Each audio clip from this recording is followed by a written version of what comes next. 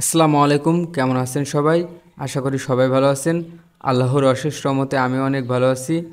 তো আমি যে ভিডিওটা আজকে নিয়ে আসছি সেটা হচ্ছে একটা পাখি ধরা ভিডিও। মানে পাখি ধরা ভিডিও বলতে যে ফান দিয়ে কিভাবে পাখি ধরা হয়। মানে আপনারা তো অনেকজন অনেক ভিডিও দেখেন, অনেক মানুষের ভিডিও দেখেন যে ফান দিয়ে ফান তৈরি করে সুন্দর সুন্দর বড় বড় পাখি ধরে।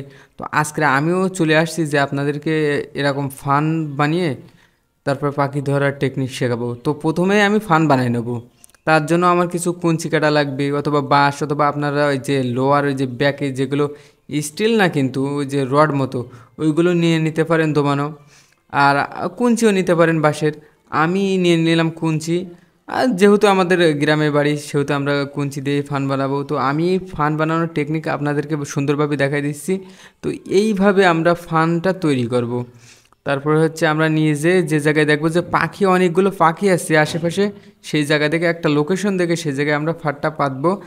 তার জন্য ভালো করে আগে নিচটা সাফ করে নেব, যে কোনো ধরনের সমস্যা যেন না হয়। তারপর হচ্ছে সুন্দর করে ফান বানানোর প্রসেসটা চালু করব।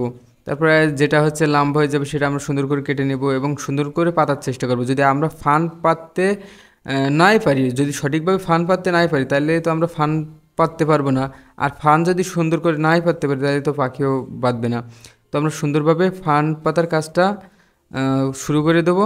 তারপর ফান পাতার কাজটা শুরু হয়ে গেছে। তারপর আমরা চেষ্টা করব যতদূর সম্ভব ততদূর আপনাদেরকে দেখানোর জন্য।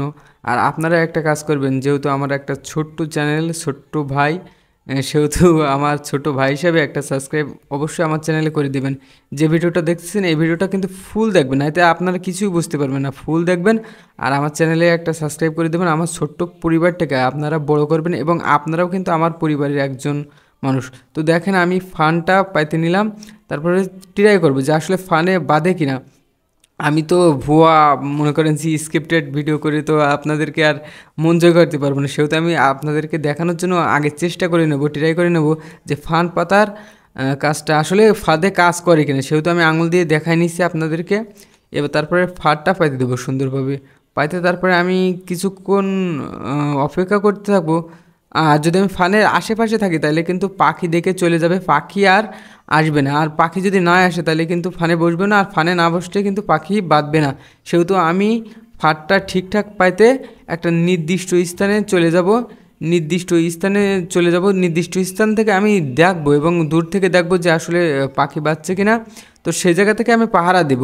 নাহলে আমি যদি নির্দিষ্ট একটা স্থানে না যাই, ফানের আশেপাশে থাকি, তাহলে কিন্তু পাখি আমি বাঁধাতে পারবো না। সেহেতু আমি সব সময় চেষ্টা করব যে আশেপাশে থাকার।